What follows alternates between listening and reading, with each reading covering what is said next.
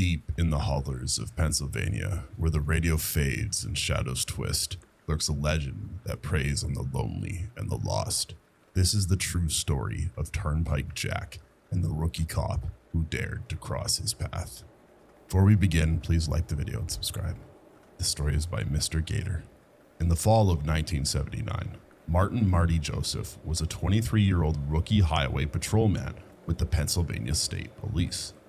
Marty was fresh out of the academy, and before that had been a star football player at Temple University in Philadelphia, before returning to his native western Pennsylvania to attend the State Police Academy. He was tall, stout, and handsome by traditional standards, dark brown hair that he kept high and tight in accordance with the state police regulations. He had dark brown eyes and a sharp jawline with high cheekbones. He was the envy of all the older officers at his station, many of whom were nearing retirement, jealous of Marty's imposing physique and boyish charms. He had only been at his station for a month and had already gotten quite the reputation for being a real ladies' man. As a patrolman with the Pennsylvania State Police, Marty was stationed out at Edensburg, Pennsylvania, the county seat of Cambria County. Marty's patrol beat was a 50-mile stretch of US Route 22 between Blairsville and Hollidaysburg, which he considered to be the loneliest road in the state. The other troopers he had worked with had given him this particular stretch of highway in the surrounding small towns because they knew it was not an easy place to fill their quota of speeding tickets, especially on the night shift. Though he knew it wouldn't be easy, Marty accepted his route and got after it as best as he could. Marty didn't mind the route because he had grown up just south of US 22 in Jonestown, and contrary to what some might think of a 6'2" former college linebacker, Martin Joseph preferred to leave the excitement on the field. He liked the quiet darkness and loved the idea of being able to navigate the mountains, valleys, and hollers of Cambria County with nothing but his thoughts. During his first few weeks of training on his route, he had been under the tutelage of a few senior officers who had worked it previously. Though he was sure they were just messing with him, he found it odd that they each told him the same urban legend. "Has anyone told you about Turnpike Jack?" asked Sergeant Kelly. Thomas Kelly was a 54-year-old soon-to-be-retired Irishman who had joined the force after immigrating to the States at the age of 19. He too had once been an imposing figure in his youth, standing even taller than Marty. However, the years of police work had aged him and worn away much of what had used to be muscle. "He's a real menace to us stadies, especially out by the old ghost town trail," said Kelly. Marty had heard the story of the supposed phantom of the freeway since he was a kid, but was surprised that these seasoned veteran state troopers would waste their time trying to scare him as an adult. He thought it a little absurd that grown men of Pennsylvania State Police had nothing better to do than mess with the rookie, but the job could be quite boring, especially in this part of the state, and they needed to find ways to occupy themselves. "A girl from Glow went missing a few weeks back. Just another poor victim of Turnpike Jack," said Kelly. "Pretty little brunette, cheerleader I think," he added. "Just another runaway, trying to get away from the tiny coal town of Nantiglow, Pennsylvania," thought Marty. But it was his last training shift with another officer, so he bit. "You think Jack ate her whole, or piece by piece?" Marty laughed, but Trooper Kelly's face was no longer lighthearted. "Now listen here, boyo. You may not believe in Turnpike Jack, but that demon son of a bitch certainly believes in you." Kelly turned his focus back on the dark stretch of highway. A very awkward silence followed for what seemed like an eternity before he spoke again. "Back when we were fully staffed, I had a partner, Robert Romaine. We got called to check out a disturbance on the ghost town trail at one of the old mine sites." He paused. "I'm sure you've been briefed on what happened to old Bobby Ramey," he said, knowing the answer. Marty had been. Robert Rainey was murdered and dismembered after their cruiser was run off the road by the Ghost Town Trail, a not-so-popular hiking trail that connected several old mining sites and abandoned communities from the golden age of the coal industry. The trail weaved between the towns of Nantiglow and Edensburg, following along the Blacklick River. Ramey and Kelly had been reporting to a call when they were struck head-on by what Kelly had remembered as an old black truck. Kelly was thrown from the vehicle and barely survived, but when he came to after the crash, the only sign of Ramey was a bloody mess. His blood-soaked badge was left sitting at the edge of the trailhead. They found pieces of him for miles along the trail, but the culprit was never caught. I don't know what he is, but I know that he's still out there, Kelly continued, but now barely above a whisper. These damn woods are cursed. His first night on his own, Marty Joseph found himself repeating the words of Trooper Kelly in his head. That demon son of a bitch certainly believes in you. It gave him a shiver down his spine, but he had grown up hearing ghost stories of Turnpike Jack and knew that they were just that, ghost stories. The stories of a community that was ravished by poverty and looking for an excuse as to why so many people just up and vanished, never to be heard from again. Most of them, he thought to himself, probably down in Pittsburgh celebrating the World Series and living it up. 2 weeks earlier, the Pirates had won in 7 games to take the 1979 World Series, and it was all Marty, a Bucco fan from childhood, could think about recently. That and Turnpike Jack, of course. Particularly, Kelly's thought that he was still out there. As he drove his cruiser, a 1979 Dodge St. Regis, up and down his stretch of US 22, Marty found himself trying to find something on the radio to occupy his thoughts. For a minute, he was able to catch a verse and the refrain of the Nax My Sharona. He drummed along on the dashboard. Oh, my little pretty one, but in the foothills of the Appalachians, as people called this part of Pennsylvania, he was lucky to get any radio signal at all.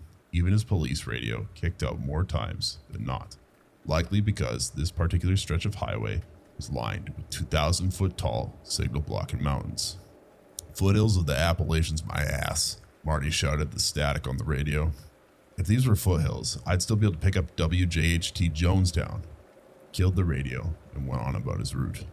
As Officer Joseph was coming down into a large holler, he pulled off onto a small one-way road, hoping to flip around and make his way back towards the town of Nancy Glow. He was surrounded by 40-foot oaks, which in the dark October night resembled thousands of long skeletal fingers reaching up to the moon, hoping to pull it from the sky and illuminate the woods below. He decided this was the perfect time to have a smoke. Hell, nothing was going on anyway. He parked the St. Regis on the side of the road and pulled out an American Spirit from his soft pack. He left and thought, that should get me through tonight. He took a long drag and breathed in a mix of sweet nicotine and crisp fall mountain air. It was sublime. After his second exquisite inhale, he realized there was a light up ahead on this little one-lane road in the middle of nowhere. It was nearly 3 a.m. on a Thursday in late October. Who the hell could be out on this stretch of road at this hour? Why would they be stopped? He decided it was his duty, the patrolman, to inquire further into this mystery. Marty took another long drag from his cigarette, then crushed it out and rolled up his window. As he approached, Marty decided to kill his lights. He figured the most likely culprits were some teenagers, not much younger than himself, sneaking out and trying to hook up. The last thing he wanted to do was cockblock some horny locals, so if that's what it seemed to be, he would try not to interrupt them. Marty pulled the St. Regis close enough to get a better look at what was going on.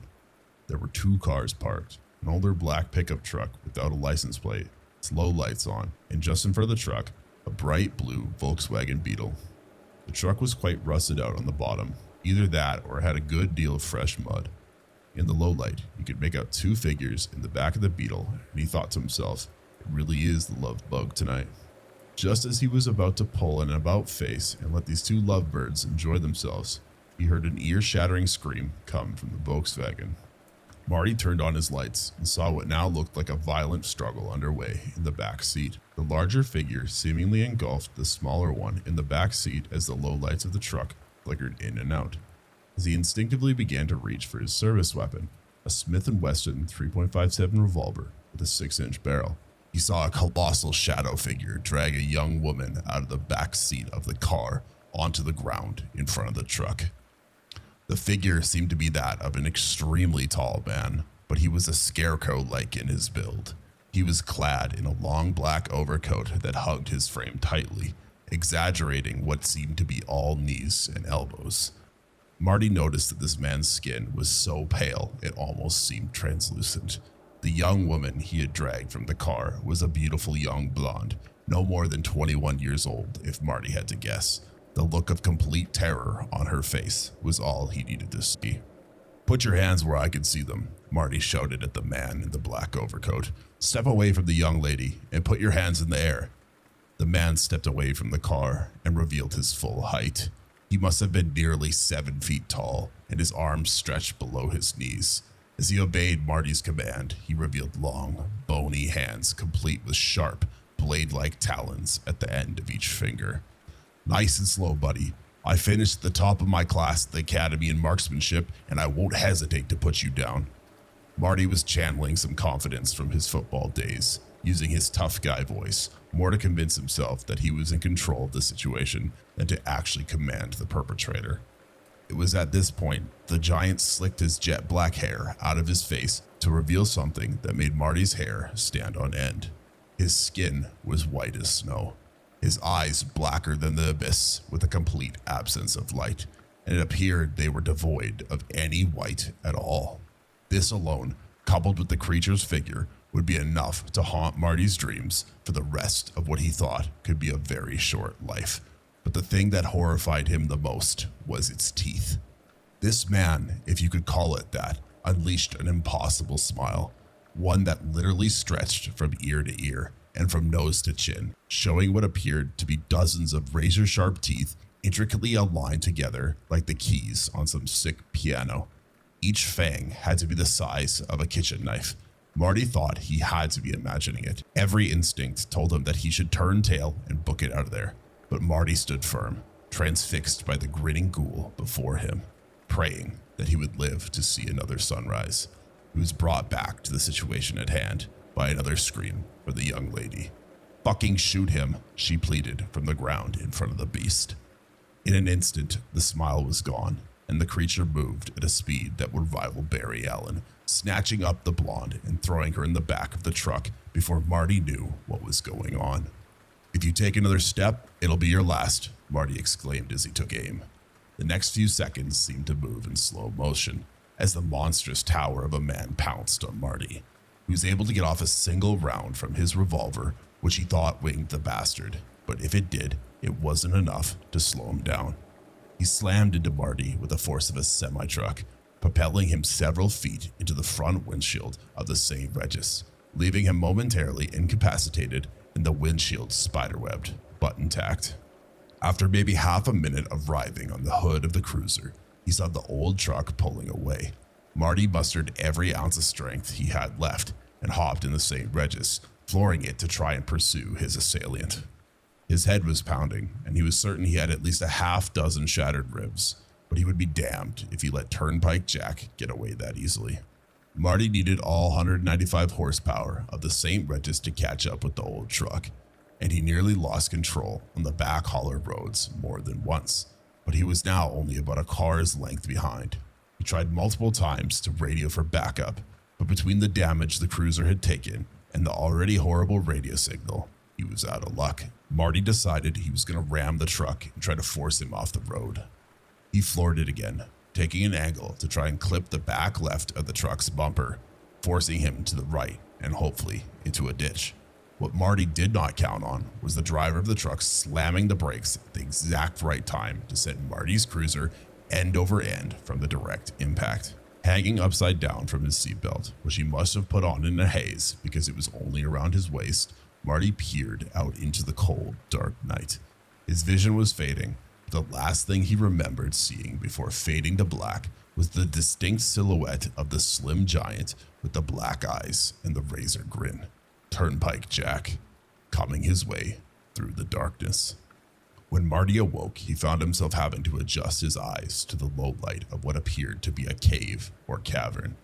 He had an open gash above his right eye, which had bled and crusted, impeding his vision even further. The fact that the blood had already dried meant he had probably been there for a while. As Marty tried to wipe the blood from his eye, he quickly realized his hands had been bound behind his back. He searched his surroundings for any indication of where he might be, finding a small amount of light resonating from a lantern set up against the cave wall opposite to him. As his eyes adjusted, he scanned the area in the light only to behold a sight that turned his stomachs and forced a muffled retch. On the far wall, a few feet from the lantern, was the young blonde. She was dead, ripped open from sternum to navel. Her torso had been emptied of its contents, leaving just a bloody shell. She had literally been gutted. Marty turned and hacked up everything that was left in his stomach and gasped for breath. It was then that he heard a sinister cackle coming from the deepest, darkest part of the cave. Out of the darkness rose the form of Turnpike Jack, flashing the same visceral smile, except now his teeth were no longer white, but stained and dripping with red. He stood to his full height and stepped into the light of the lantern. "Hungry?" he asked with a laugh as he gestured toward the body of the young blonde. "There's plenty to go around," he said facetiously, his voice low and raspy. "So it speaks," Marty said to the creature. "Does it have a name, or should I just call you Jack?" The creature was amused by this line of questioning, mulling over the words it would choose to share with its soon-to-be prey. "I've had many names over the centuries," he paused, seemingly reminiscing. "In the old country, they called me Baba Yaga. In London, I was the Ripper. Down south, I have been called El Coco, but in this place, I am most frequently Turnpike Jack." As he spoke, Marty was working on an escape plan. Luckily, this monster hadn't searched all of his pockets before binding his arms. He was able to secure his Zippo lighter from the back pocket. He knew he needed to keep Jack talking long enough for him to burn through the cloth restraints on his hands. Even if he could manage to free himself, he was pretty banged up, but at least he would have a chance. "Looks like I got you pretty good, huh?" Marty said as he gestured to a hole in the overcoat, darkened with blood. Yes. A few inches to the right, and I may have been in some serious trouble.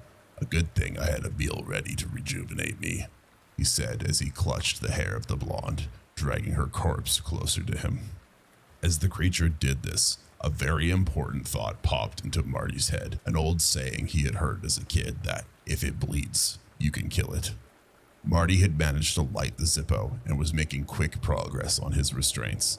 He was almost free, and his thoughts shifted to how he was going to bury this monstrosity.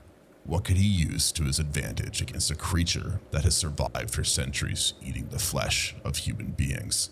As he was searching for answers, it dawned on him that he had been in this place before. It wasn't a cave, it was a mine. He was in the belly of the old Lackawanna Iron and Coal Company mine, just south of the now ghost town of Wellram. Marty lamented the fact that in high school, he used to come down here to get high with his buddies, but his youthful transgression may actually give him a chance to survive his run-in with the devil himself. It was almost by divine providence that Marty noticed an old MJ carved into the cave wall, barely visible in the lantern light. He had put it there when he was 16 and had brought his then-girlfriend, Lucy Gallus, down here to do the deed for the first time. Marty can barely remember losing his virginity that night, but he could never forget the beating he took from her father for taking her into one of the most unstable mine shafts in the eastern United States. They had shut down several shafts because of cave-ins and rock slides had killed dozens of miners over the years. Marty knew that where he sat was liable to collapse at any moment, and that with the right kind of force, he could bring down the roof. Marty had been pretty unlucky thus far on his first shift, but there was some kind of otherworldly force working in his favor. As just below his carved MJ, barely within the light of the lantern, was his service revolver. He would not have much of a chance and needed enough time to make his move. He tried to stall what he imagined was Jack's plan, dismember and eat him, possibly alive. "So Jack, what are you gonna do to me?" Turnpike Jack's black eyes widened and he flashed that sinister smile again. "Well, officer, I plan to do to you what I did to this lovely young lady." He gestured to the blonde.